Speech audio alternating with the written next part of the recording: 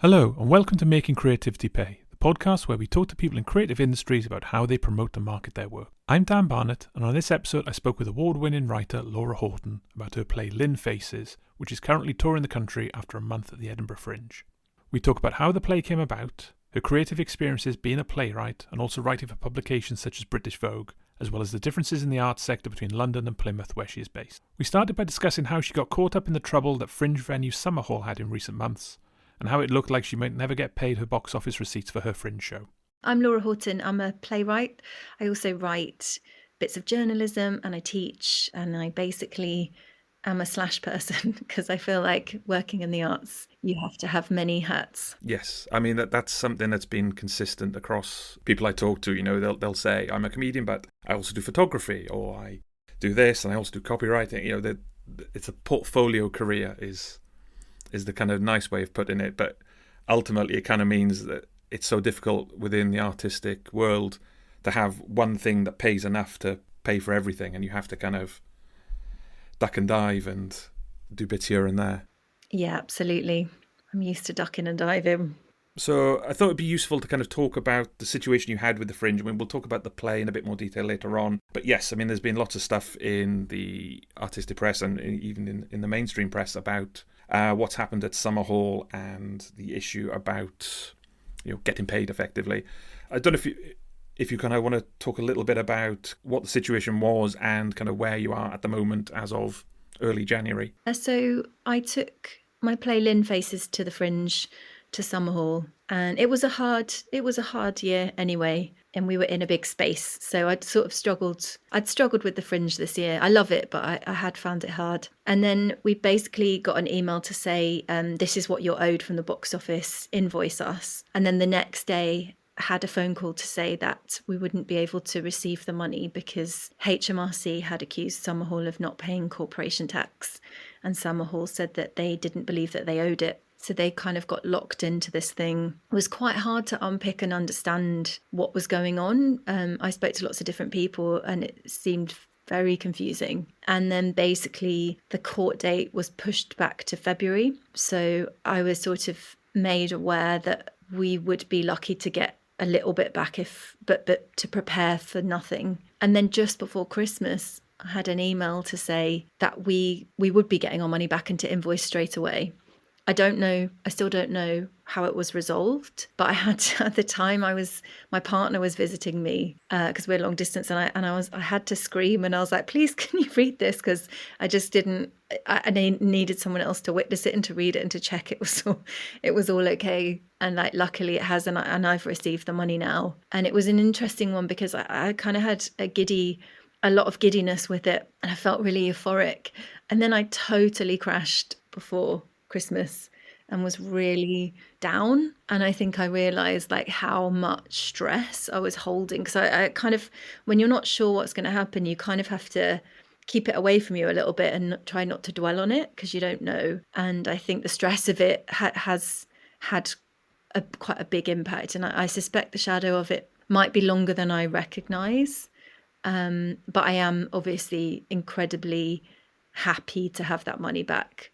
But it does make you realize how precarious and fragile it is being an artist, and how vulnerable you are, and how you lack agency, despite being the person that creates the content that people make money from, and so on and so forth. It's alarming. Moving on to nicer things. So if we talk about Lynn Faces itself, so it's early January now, so there's probably a lot of people at the point, you know, kind of thinking about registering for the Fringe. And so, I mean, this time last year, was it always a kind of thing that, yes, you definitely want to do it, or were you kind of umming and ahhing about taking it to the Fringe? By this point, I had decided to take it to the Fringe because I had support from a venue, well, 3 venues in the end, which kind of amounted to half of what I needed to take the show. And I think it's that thing of like, you want to jump and take opportunities as they're offered, just in case they're not possible for the next year. That's the difficult thing with theatre, is that sometimes you get your funding or you get an opportunity and you have to move incredibly quickly. But it also means that sometimes you're presenting work that perhaps isn't as finished or hasn't had enough time on it as you would like. And I think that's with Lynn Faces, we had to pull it together incredibly quickly. And because I had so many hats on the project as well, it didn't give me perhaps the amount of time I would have liked on it. But I felt like, gosh, like I have this opportunity now.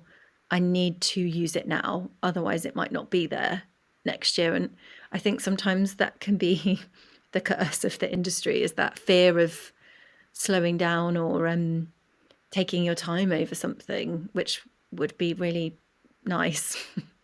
The need to like rush and get it out there. And also, I think the Fringe used to be a place that you could try work out and then take it away and work on it, and it doesn't really feel like that's possible anymore because there's so much risk. What we presented was not slick, it was a messy, weird, experimental piece of work. And I think personally that's what the Fringe should be for. But looking around now, it feels like so much of the work that does well is incredibly slick and has an enormous amount of money and support behind it, which is fine, but it feels a bit sad to me. And I think that's why I found Lynn Faces so hard last year, was because there wasn't that space to be experimental.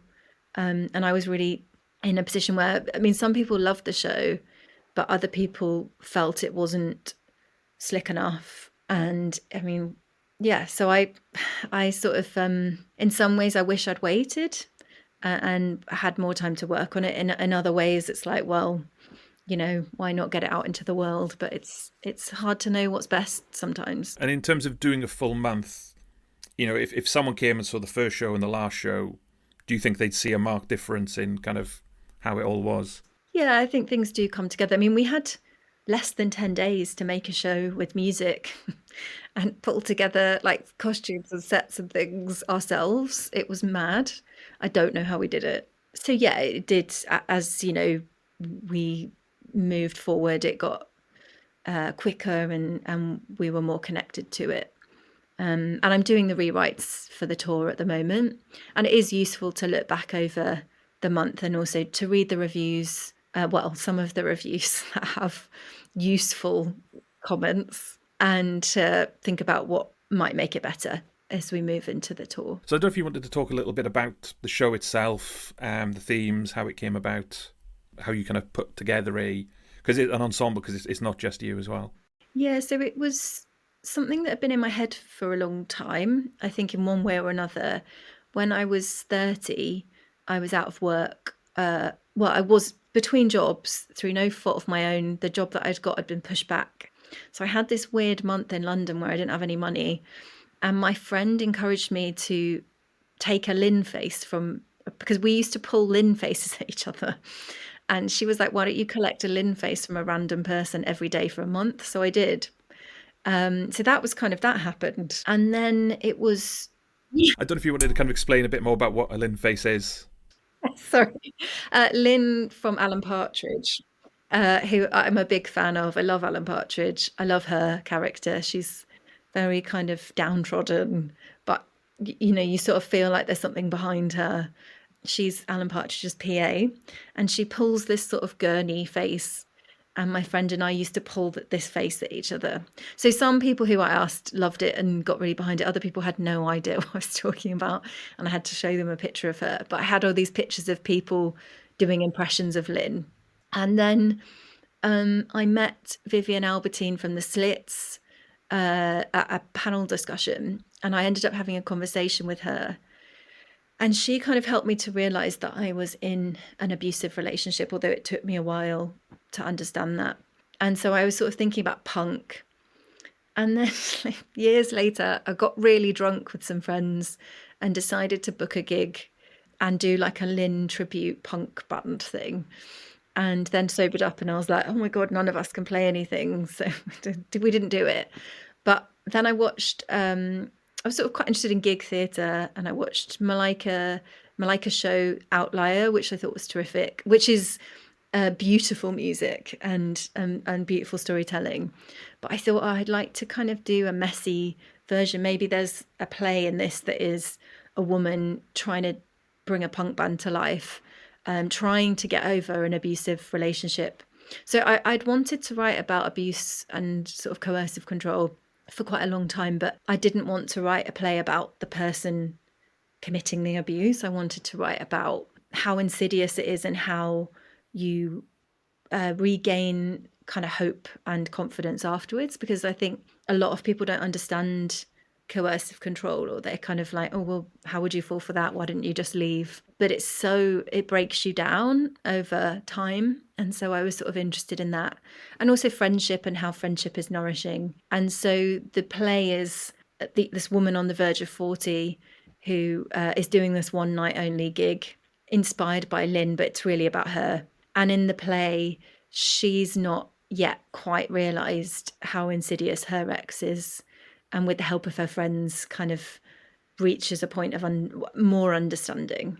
There's 4 characters in the play. I play one. It's my acting debut. And the only reason it's been okay is because my character doesn't really have much of an emotional arc. But it's been really interesting. It's very different to anything I've written before. It's very messy, and it's been interesting to read the reviews, and like some people absolutely loved it and connected with it. Some people, I mean, one person described it as worthless. and didn't understand the kind of embarrassing punk elements of it at all. But I think it's not a bad thing to make a divisive show. But when you're in the middle of Edinburgh and you're also supporting the producing and you have to read all the reviews, it is a bit confronting. But I think with a bit of hindsight, I've realised that I'm proud of it. I think it's a weird show, but it's probably the most inside my head I've shown as a piece of work. Yeah. And in terms of getting that group together of the 4 of you, obviously it's not just, finding people, it's finding people who can commit to a month in Edinburgh in August, which obviously makes things a lot harder as well. I mean, how did you find that? Was it people you'd worked with before or knew well, or did you have to audition? Yeah, we did audition. Madeline McMahon is playing Leah, who's the main character.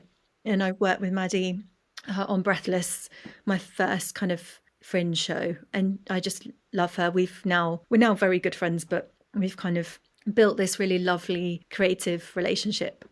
So I knew I wanted her to be involved. So I talked to her about it before I even wrote it. And then Jessica Daniels, the director, had worked with me on a reading of Life Underwater, which is a big play that I'm working on. And so I'd got her on board. And then Pavand and Holly, who were in the show in August, we auditioned, but I knew both of them. I'd worked with Holly before, and they're both absolutely incredible actors. So I was very, very grateful when they got involved. And then, the other kind of creative members of the team we sort of built through the relationships with them. So Anna, who composed the music, was brought on by Jess, and then Naomi, the producer, who came on board very, very thankfully partway through, because I was producing it for a while, and her support was incredible. But I'd met her at the Fringe the year before, and I'd sort of talked about wanting to work on this show, and we sort of expressed an interest in working together. So that was how that came about. And so, it was just a beautiful team. I'm very, very grateful to them, because it was, a strange show.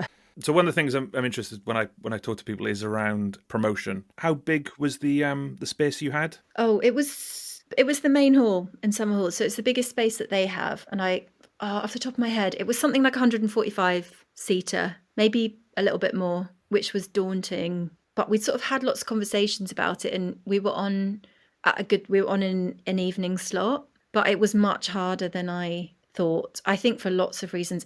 Ticket prices were way higher than they have been before. It was a quieter year, I think. Everyone I spoke to in that space struggled to fill it. And I mean, we got loads of press. I had a great publicist, Gingerbread PR, and they got me some wonderful pieces and big, big pieces, but it just didn't seem to... I mean, it did help. It obviously did help, but it was difficult. It felt hard. I think it is tough at the moment. And I worked in a theatre last year programming, and it's quieter and booking patterns are later. And so I think it felt tough. I mean, in hindsight, I wish that I'd picked a smaller venue, because we would have been fine. If it had been like a 70-seater or something, we would have been absolutely fine. But we had to pay up front for the venue, and it was more expensive because it was bigger. So I kind of do regret that.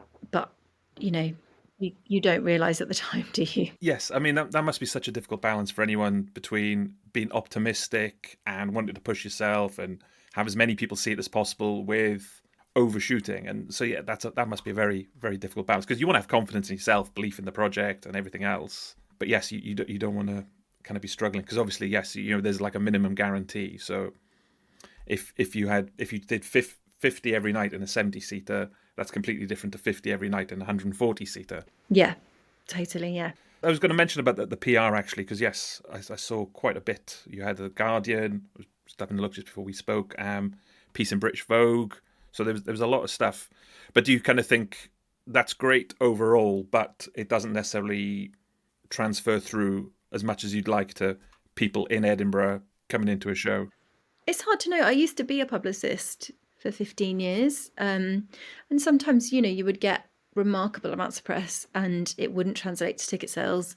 And other times it would. So it's hard to know sometimes. It's never a bad thing to get press. It's really useful for things like funding and like social media, and to get your name out there and to support the project. And I write for Vogue now, which is a dream come true.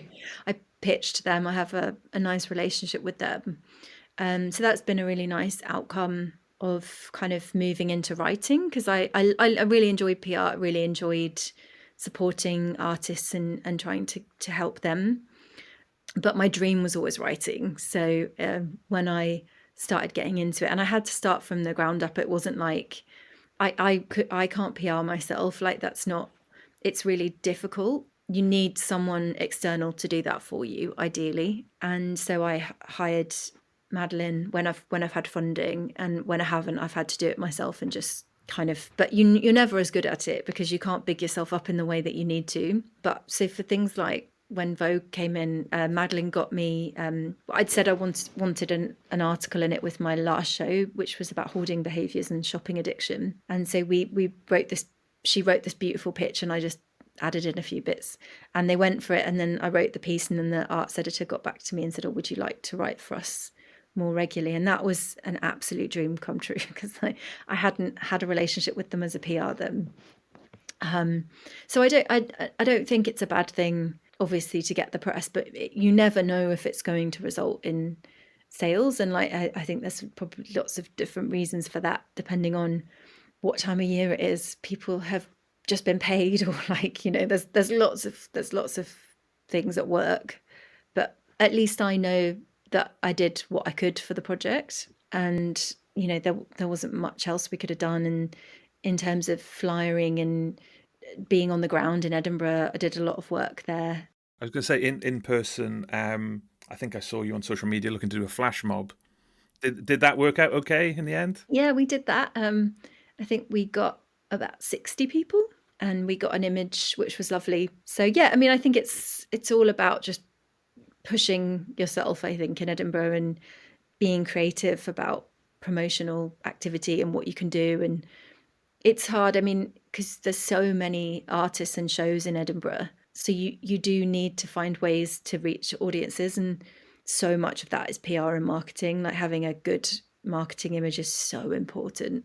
Being 41 now and having worked in comms, I understand that, which is helpful, because I think if I'd been taking a show in my 20s, I wouldn't have had a clue. I am grateful for that knowledge. So did you gonna get an elevator pitch, a quick flyering message? Because obviously some things are quite easy to kind of say, comedy show, magician, whatever it may be. But, a show about coercive control linked in with Alan Partridge is kind of quite a difficult kind of sell, in that instant.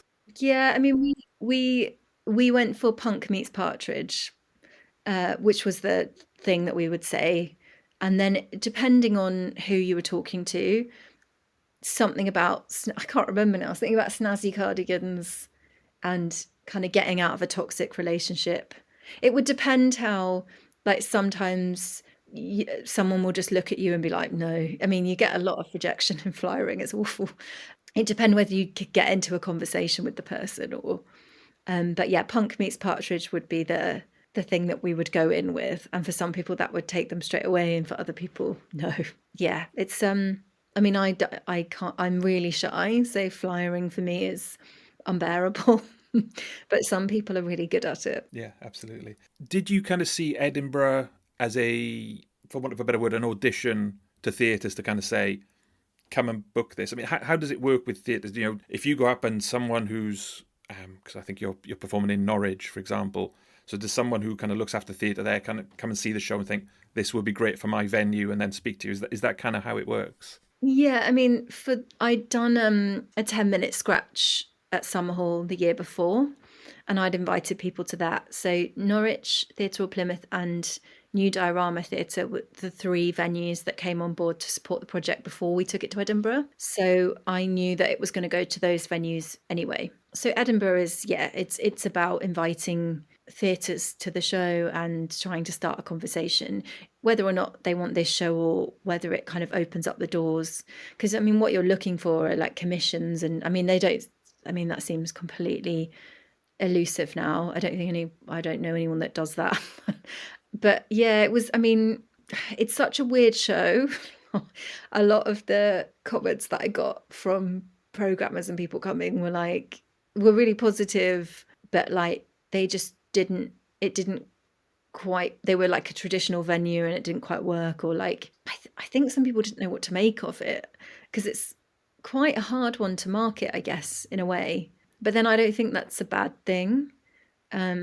You need to be making work that you want to make, that feels urgent to you now, rather than trying to follow trends or do things that you think will sell. But I mean, I try when I go to Edinburgh to figure out what I want, and ideally I would have loved to have taken this show to Australia, but I think financial limitations of like getting 6 people to Australia and how much that would have cost to have run meant that wasn't going to happen with this show. But we won an award. We won Birds of Paradise Exceptional Theatre Award, and certainly lots of people came to see it. And so for me, I mean, Edinburgh is also great in that you have the television awards there. So a lot of TV people come, and it's a good place to start a conversation, because I would love to turn Lynn Faces into a TV show. I love the idea of 4 middle-aged women starting a punk band that's awful. So yeah, I mean, there's a lot that you can get out of Edinburgh. It just, you have to be quite clear about what you want. And it doesn't always go to plan. In fact, I would say mostly it doesn't go to plan. And also, I had so much success with Breathless, the first play that I took. This was a bit of a shock. I don't think I quite realised how well Breathless went for me, and until I brought this show. And then I was like, oh yeah, okay, this is hard. This is the kind of tricky second album, I guess. Yeah. A lot of people I've spoken to now, more on the comedy side, kind of go every other year. So they'll either do a show every other year or they'll take the same show a second year. I mean, has that crossed your mind to do Lynn Faces up in Edinburgh again, whether that's for a week? I can see you shaking your head. Is that absolute not? I think unless someone came in and offered to pay for it and produce it, no. It's too stressful. I mean, it's not that I wouldn't do it again. Like, I'm really looking forward to getting it back on its feet, because it's rewritten now. We've got an extra song, and I've lengthened some of the songs as well. So I am really looking forward to it. But I think it would need to be someone supporting it, I think, to do that. So we'll see. I'm going to see how this tour goes. And then it might be that this is just the end of the project now for the theatre version, and a move on. But we'll see. We'll see. Okay. That's very definitely a no. So you've got the 3 theatres you mentioned, so Norwich, London and Plymouth. If you wanted to say, I'd love to do this show in Birmingham for a week, How do you even go about that kind of thing? It would be emailing the programmer there, sending them the script or of recording, or inviting them to Edinburgh. We got Arts Council funding to tour to the places that I plus Exeter, but it's quite an expensive show to tour because of how many people are involved. So it would need to be funded in order to make that work. It really depends on, some theatres are a lot more supported than others, so they can give you really good splits or deals that mean that you're not going to lose money, but others aren't. They just don't have the money, so it's difficult. There's no kind of set way to do anything, which is why I think it's so confusing and so hard to explain to people coming up how the best way, because I don't think there is a best way. And so with 3 theatres you are performing at, how much work on your side is there to kind of promote and market it, or how much is the theatre themselves handling that kind of stuff? I mean, each theatre is different. I'm lucky that the 3 venues that at the moment, Exeter's not on sale yet, but hopefully when it is, we'll work with their team. But all of the marketing and press teams are pretty proactive. I'm having to do the press for this one. Having said I hate doing it, but we can't afford a press person for the tour. So I'm just sort of sending out some emails and just trying my best to get it on people's radar. I've really lost, I think I have lost my touch a bit. And also because it's tough to do it for yourself. But with the support of the teams, I think we'll be, well, I hope we'll be okay. Sales are all right, I believe. So, and also it's just only just starting, the year. People are only just back at work today, aren't they? So I'm hoping that they'll turn their attentions to going to see theatre now. But yeah, we'll see. Yeah. You saying, you thought that might be it for the show once you've done those. I mean, do you think your next step beyond that will be to kind of think, yes, you want to convert it and do a treatment for, this is a 6-part TV show if it was that, or do you think you'll put it in a box and write something completely different? I'm going to write the treatment, because I think, because we're going to be performing in London for 2 weeks, and that's where it would be useful to invite TV people. And I've started a new play called A Summer of Birds, and I'm also finishing, I have a play called Life Underwater, which is about second home owning in Cornwall, and I'm on like a 3rd draft of that. So I'll be sending out those plays this year and then figuring out I feel like it's not an industry where you can have one project at a time. I think you have to have like multiple plates spinning, because it's so, I have a friend who was developing a TV show with a company for 6 years, and they just turned around and went, oh, it's not very us actually. And, and it's so brutal. And 6 years, you think, wow, they've put money and time into this, and it's just a no. And I feel like you can't, if you've just got one thing, that's just going to be such a blow. Whereas if you have 4, 5, 6, whatever plates spinning, you can be upset, but you know that there's other irons in the fire. It's hard to get the energy to do that sometimes, but I think it's important to not be just resting on one thing. Yeah. And how easy do you find it to switch between the various things, so you kind of get into a mindset of characters and everything else? I'm all right. I did a day of rewrites yesterday. I'd already started. I had to do the final kind of 10 pages or something. Once I'm quite a hyper focuser, so like when I'm in the zone with it, I'm all right. And I'm I'd say sometimes a quick writer, but then it takes me months in the rewriting. But each project is so different. Like Life Underwater, now I've been working on for 2 years, and it will be that I work on it intensely for a few weeks and then I won't look at it for a few months. A Summer of Birds is slightly different again. So I think it depends what kind of play it is and how close it is to me.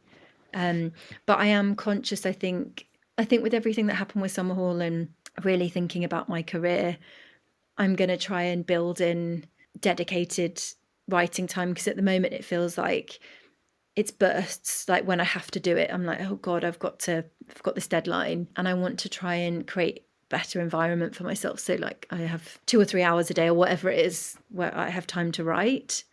and it feels fun again, because I think I lost that a little bit last year. And so I think it's also that I wanted to be a writer for so long, and I was doing it always in my spare time. And I think I probably need to recognize now that it is a big part of my career, and slowly, I'm earning a living from it. Not enough to live on its own, but I am earning a living, and I need to start seeing it as my career now. I think I've been a bit self-conscious about doing that, but I think 2025 will be all about that for me. Yeah. I mean, it's kind of a thing that's a regular occurrence of this kind of balance between, whether it's a hobby, a passion, a career, and kind of this balance. There's probably nothing better than be able to create art and make a living from it. That must be such a fulfilling thing to do. But you don't want to corrupt it or do things differently to make them commercial. And, there's always that kind of balance. But you think this year it's going to be a lot more on the creative side and kind of a much more of a push on those kind of things? Yeah, I just want to give myself space and time to see what I can do. Being quite self-conscious about my writing, I think. And I think sometimes there's that thing that where you don't try as hard as you can, maybe, because if you know that you've put your heart and soul into it and it doesn't go very well, there's a bit of an out. That's not to say that there hasn't been blood, sweat and tears over all of the projects I've done, because there have been.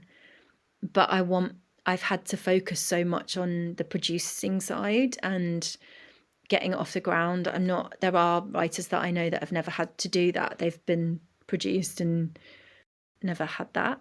But I think it's important to try and create that space for myself this year and not rush projects onto the stage.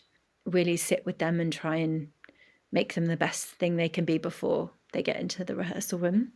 So you're based down in Plymouth. I mean, how have you found it? So it's obviously London is not the be all and end all, but it is obviously a big draw for pretty much every industry, but creative especially. How have you found that? What I loved about London was the anonymity of London and how you could just get on with stuff.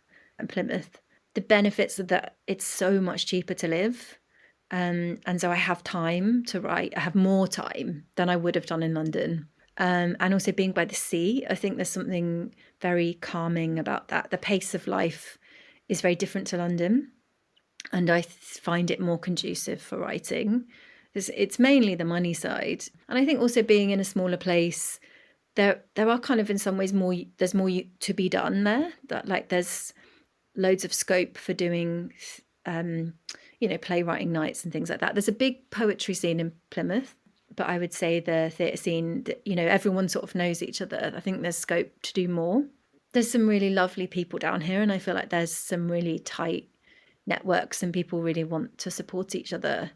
But there is a lack of opportunity down here in lots of ways. I mean, there are theatres up north that will only accept writing from local writers, and the theatres in the southwest don't do that. It's open to everyone, which is great, but it means that it's really hard to know where to turn outside of the region. And also the southwest is enormous. I think people forget that. It's 4.5 hours between Penzance and Bristol. And you're going down into Cornwall, there's very little opportunity for commissions and new writing. We're really lucky with Theatre Hall Plymouth, Exeter Northcote and Bristol Old Vic are doing more and more and offering more. But it does feel sometimes like the sort of geographically, people don't really talk about that, like how difficult it is if you aren't in London, because like very often you get invited to things like, oh, here the Royal Court are doing a meetup, and you just can't get there, or it's not as easy to see work. It's £125.60 for a return train ticket now. So like it isn't easy to get to London, and the trains are increasingly delayed and then staying over and things like that. So I think that there are pros, but there are cons. And there just aren't anywhere near as many theatres. Obviously in London there's so many opportunities in theatres to work with and people to meet that just don't exist in the southwest. I do think it is an underfunded, under-resourced area for sure. So I mean, but I don't think I would have been able to like make my career in the way I had if I hadn't moved back, because in London I was having to work so hard just to pay my rent. And, just the cost of getting the tube and things like that was exorbitant. Whereas living in Plymouth, my costs are so much lower. I can afford myself a bit more time. Your mother also performed at the Fringe. I mean, was her experience a bit less stressful? Yes, luckily my mum's experience at the Fringe was wonderful. I mean, it's always stressful, so I think, she would have felt that at points, but she had an amazing time. She went to Pleasance with her show that she wrote, and they did really well and they sold well. And it's a great show, and I'm just super proud of her. And I didn't get to see her as much as I would have liked, but it was just amazing. It also just really lovely to see a woman in her 70s do something for the first time. It's really exciting. Thank you so much for doing this. I don't know if you want to finish just to talk about where people can see Lynn Faces, if they want to go and see it, and also where they can find you on social media. Yeah, absolutely. So I'm at Laura C. Horton on social media, and also there's an at Lynn_Faces on Instagram. So we start the tour in Norwich, at Norwich Theatre, from the 28th of January to the 1st of February. We are in Exeter on the 11th of February for one night. And then we're at Theatre Royal Plymouth from the 12th to the 15th of February. And then finally, we're at New Diorama Theatre in London, and we are there from the 18th of February to the 1st of March. Thanks again to Laura for taking part. You can find more details in the show notes about where to find Laura online and details about where you can see Lynn Faces. Thanks for listening.